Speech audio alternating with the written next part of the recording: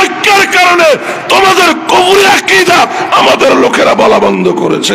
এর অর্থ এই না তোমরা সংশোধন হয়ে গেছো বা আমরা আমাদের ভুল বুঝতে পেরেছি। তোমরা আগেও বাতিল, এখনো বাতিল, ভবিষ্যতেও বাতিল, যদি তওবা করে মওদুদির কুফরি আকীদা তোমরা না ছাড়ো। কি ভুল বলছি আমি? গায়ে নাও কেন, দিলে নাও, আর আসো আসো। কওমি দেওবন্দিরা এত হালকা ভাববেন না, দুনিয়ার করে বাতিল নাই দলিলের জগতে কওমিদের সামনে দাঁড়াতে পারে। দুনিয়ার কোনো বাতিল নাই দলিলের জগতে কওমিদের সামনে দাঁড়াতে পারে। এমন কোন বাবা এমন সন্তান জন্ম দেয় নাই, এমন কোন মা এমন সন্তান পেটে নেয় নাই যে কওমিদের সামনে দলিলের জগতে দাঁড়াইতে পারে। চ্যালেঞ্জ দিলাম, আসো দলিল নিয়া।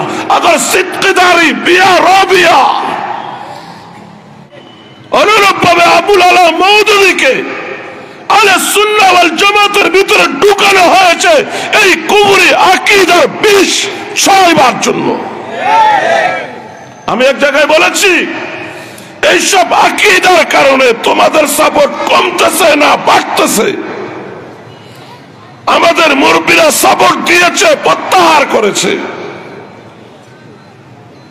তোমরা যদি এইসব থেকে ফিরে আসো সাপোর্ট বাড়বে। তো এইসব পরিহার করতে সমস্যা কি? সমস্যা তো ওই জায়গায় এইসব আকীদার জন্যই তাদের জন্ম।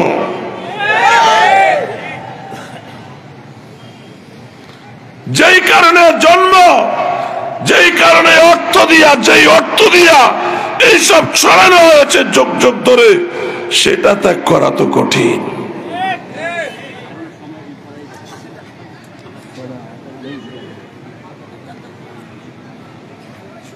শামসুল হক ফরিদপুরি রহমতুল্লাহি আলাইহি ভুল সংশোধন লিখেছেন।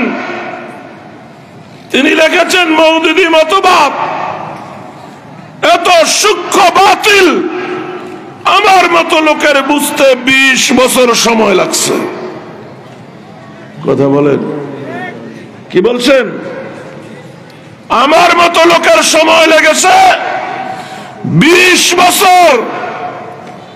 তোমরা সাধারণ যারা কোরআন সুন্নাহর গভীর জ্ঞান রাখো না, তোমাদের এটা না বুঝাই স্বাভাবিক। কথা বলেন, তোমাদের এটা না বুঝাই স্বাভাবিক। বড় বড় উলামায়ে কেরাম মওদুদি মতবাদকে প্রত্যাখ্যান করেছে। এইটা দেখে ফিরে আসো, কেমনে বাতিল সেটা বুঝার চেষ্টা করিও না। কথা বলেন। আবারও বলছি, শামসুল হক ফরিদপুরি রহমতুল্লাহ আলাইহির মতো এত বড় বুজুর্গ, তিনি বলেন তারা এত সূক্ষ্ম বাতিল আমার বুঝতে 20 বছর সময় লেগেছে। যদি শামসুল হক ফরিদপুরির বুঝতে 20 বছর সময় লাগে, আমার আপনার কতদিন লাগবে? শামসুল হক ফরিদপুরি রহমতুল্লাহ আলাইহি বলেন বড় বড় উলামায়ে কেরাম এই কুফরি আকীদার কারণে, ভ্রান্ত আকীদা বিশ্বাসের কারণে ওদেরকে প্রত্যাখ্যান করে ওদের দল ত্যাগ করে এসেছে। এইটা দেখে তোমরাও ফিরে আসো, কেমনি বাতিল এটা তালাশ করতে যাইও না। কথা বুঝছেন? আপনাদের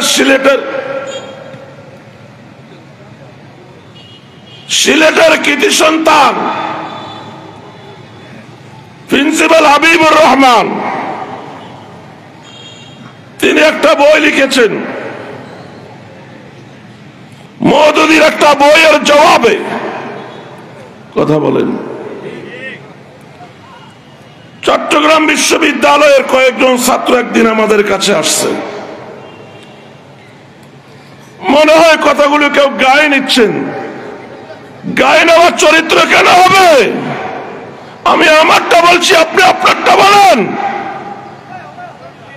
আমি আমারটা কোরআন দিয়ে বলছি, সুন্নাহ দিয়ে বলছি। সাহস থাকলে আপনি কোরআন সুন্নাহ দিয়ে বলেন, গায়ে নেবেন কেন?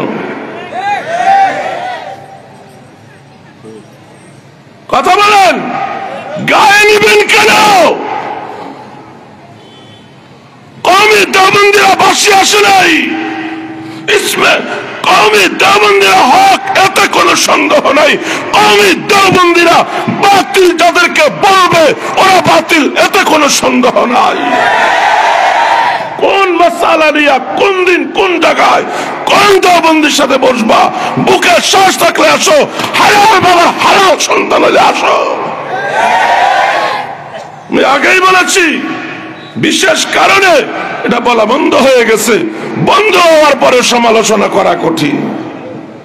এটা খুলে বলতে চাই, 4 দলের জোট হওয়ার পরে রাজনৈতিক ঐক্যের কারণে তোমাদের কুফরি আকীদা আমাদের লোকেরা বলা বন্ধ করেছে।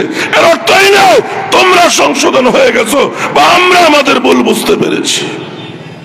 তোমরা আগেও বাতিল, এখনো বাতিল, ভবিষ্যতেও বাতিল, যদি তওবা করে মুতাজির কুফরি আকীদা তোমরা না ছাড়ো।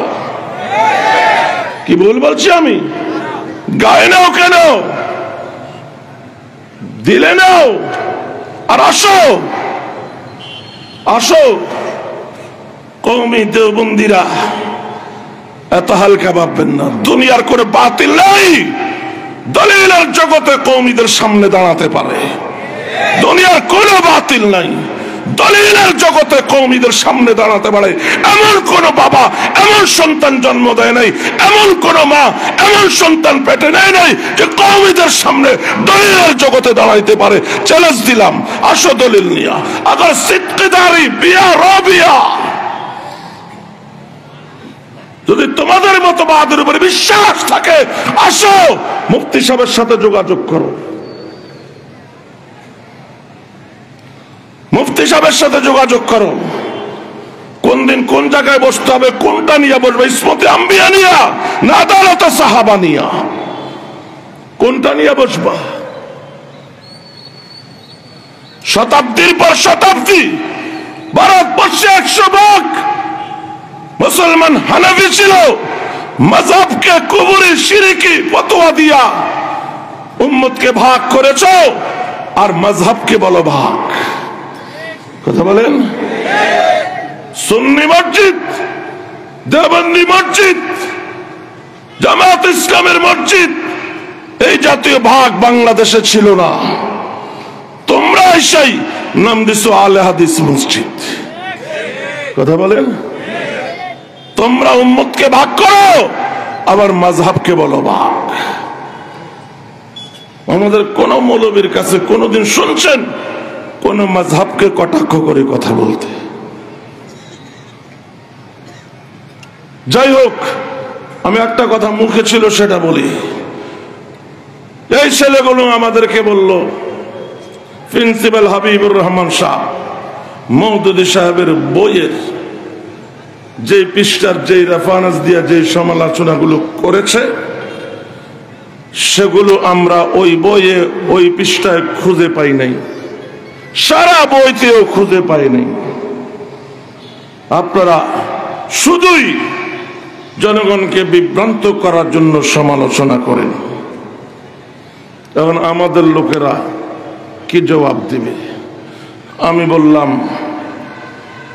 মওদুদী সাহেব যা লিখেছেন তার মূল কপি, প্রথম দিকের কপিগুলো হাটাজারি মাদ্রাসায় সংরক্ষিত আছে, আল্লামা আজিজুল হক আল মাদানী সাহেবের কাছে আছে। তুমি এখন যেই কথাটা বললা, আমি চ্যালেঞ্জ দিলাম, আমাদেরকে বিভ্রান্ত করার জন্য মিথ্যা বলছো? কথা বলেন? অথবা এই সমালোচনাগুলো যেই বইতে ছিল সেগুলি বাদ দিয়া নতুন এডিশনের নতুন বই বাইর করে তোমাদেরকে বিভ্রান্ত করা হচ্ছে। তোমরা মিথ্যা বলছো? নয়, তোমাদেরকে প্রতারিত করার জন্য বইগুলো বাদ দিয়া বই ছাপাইয়া দুইটা তোমাদের সামনে রাখা হচ্ছে। কি যে দেখো সমালোচনা করছে, সমালোচনার কথাগুলো এখানে নাই। হয় তোমাদের বড়রা তোমাদের সাথে প্রতারণা করতেছে, অথবা তোমরাই এখানে এসে মিথ্যা বলতেছো। আমি কসম দিলাম 2-এর 1 হবে, চ্যালেঞ্জ গ্রহণ করো। কারণ আমাদের কাছে মূল বই আছে হাটাজারিতে, আল্লাহর কসম আজও পরে বললো ঠিক আছে আমরা বিষয়টা নিয়ে যোগাযোগ করব। আজ পর্যন্ত যোগাযোগ নেই। 1995 সালের কথা বলছি। কথা বলেন। আমাদের একটা উদ্দেশ্য, জি শেষ, আমরা চাই কারো সাথে আমাদের হিংসা নাই। আসো কোরআন সুন্নাহর আলোকে যেটা সঠিক আহলে সুন্নাহ ওয়াল জামাতের পথ, সেইটা সবাই খুঁজে বের করি। নবীর সমালোচনা করলে, সাহাবীদের সমালোচনা করলে কোনো লাভ আছে? নবীর মাধ্যমে ধর্ম পেয়েছি, সাহাবীদের মাধ্যমে ধর্ম পেয়েছি, তারা তো আমাদের কাছে প্রশংসার পাত্র হবে, সমালোচনার পাত্র কেন হবে? সাদামাটা বেরেন এটা বুঝে আসে না।